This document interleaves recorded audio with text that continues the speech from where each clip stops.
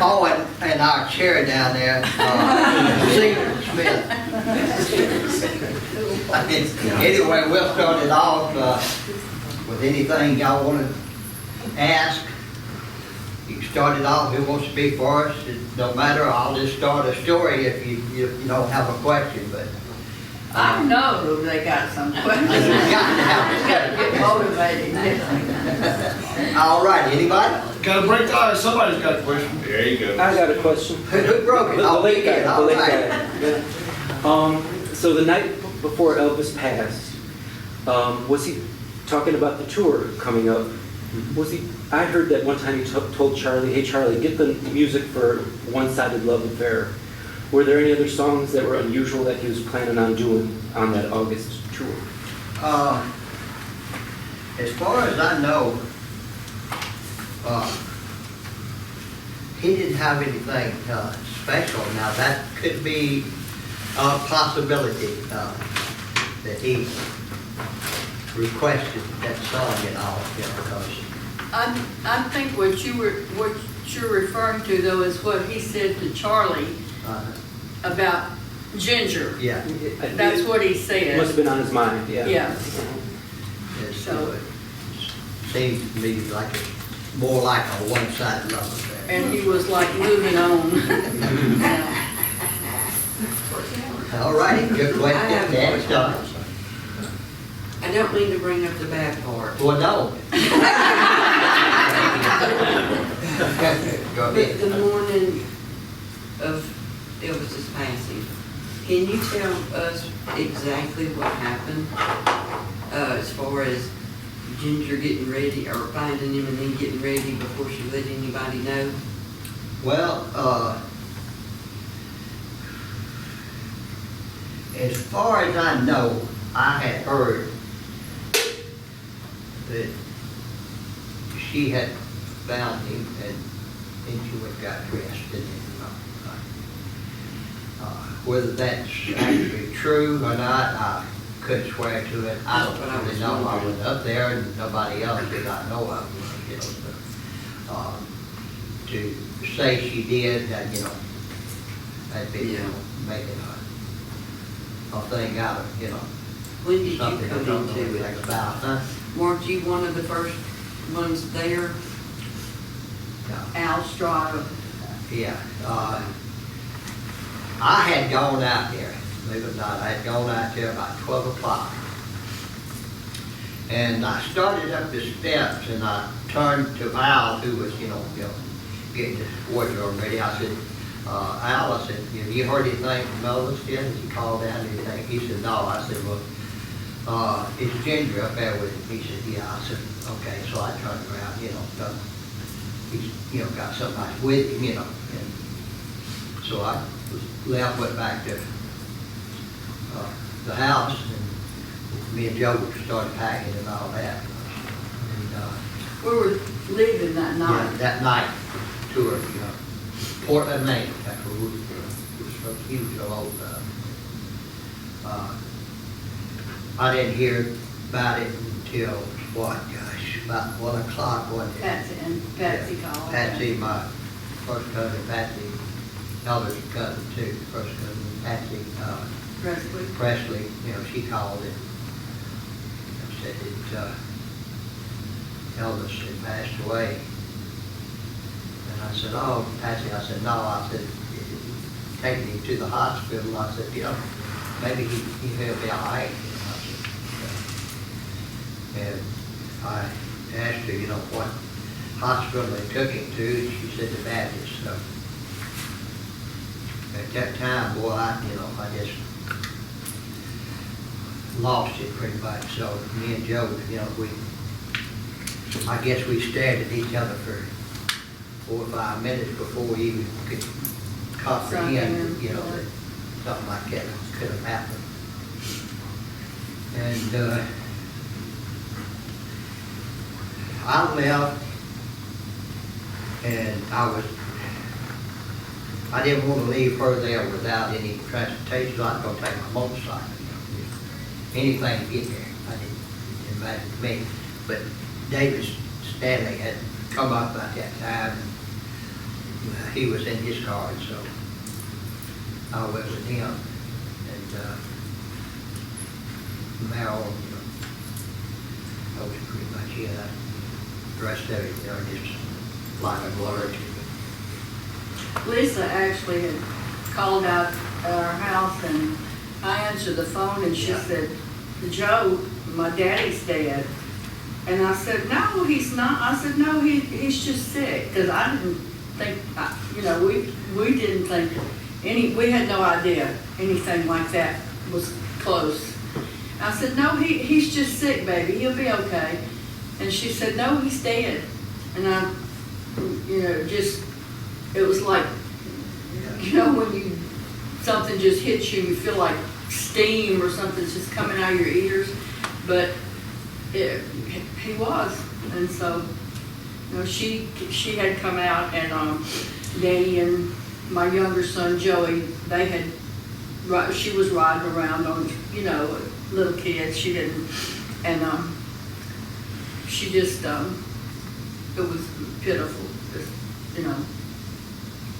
I'll never forget that day, never. Got one here? Who was at the guardhouse at the gates that morning? I think it was, I can't remember who. I'm thinking it was Vester. Vester? I'm thinking, I think it was either Vester or Harold. I had probably been, Vester. I think Harold worked tonight. Harold worked the evening shift, and Vester worked the morning. And the coroner's, Smith man worked the third shift. Yeah. and the autopsy and coroner's report, they figured that he had died at around 10 a.m. that morning. Somewhere around 9:30, 10, yeah. 9:30. What day, what the coroner, had determined. All right. I'm going to change the subject. Oh, good. Good. I'm sorry, I didn't mean that. The Dodge, Hey, rude, but God, it's still hard to talk about. yeah, I'm sorry. the Dodge motorhome that you guys drove back and forth to California. How long? I guess he bought it and Chuck Barris customized it. Is that right? And then did you guys use it all the way until '69 or whatever? Or He first started traveling across country in a bus was Dodge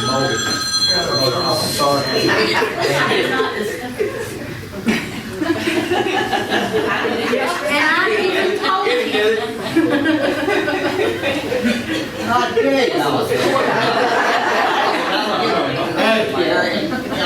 I've been tuning it, and, You don't do it well. she should have had them, that's all Throw him out of the courtroom. I'm making sure. Okay, I'll take chuck it out the door. Anyway, give me the question again. when you guys were riding back and forth, I guess you started with one motorhome and then you got a customized bus, right? Yeah, but started with a Dodge motorhome, but come out in, I think it was a 61 model, if I'm not mistaken.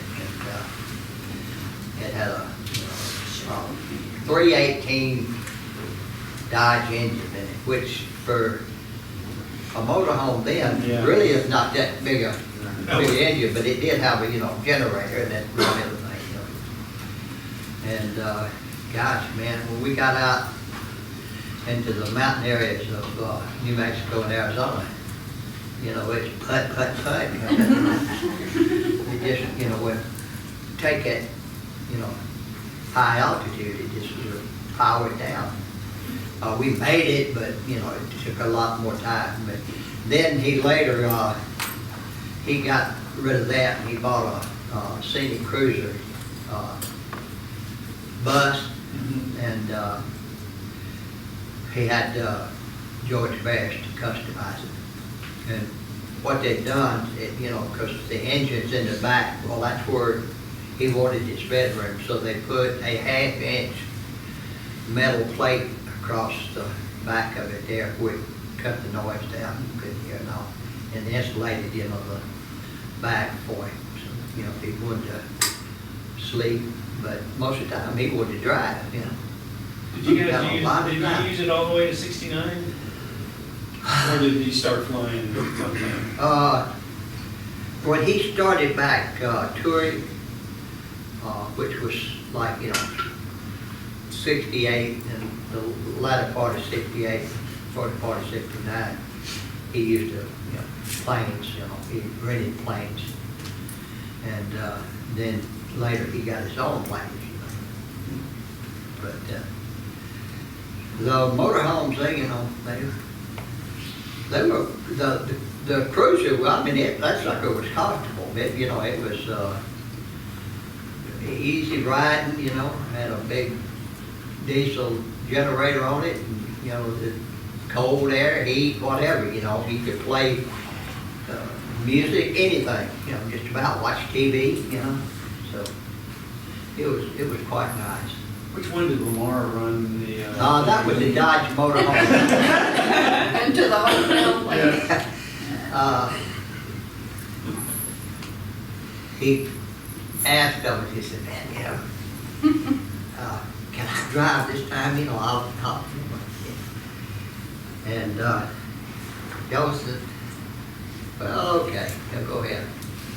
And him and Joe a lot of times drove, you know, while Elvis was late in the back in his bedroom. So we had to pick up the luggage, you know, they brought the luggage out in carts, you know, everybody bring them out front. They actually loaded for you.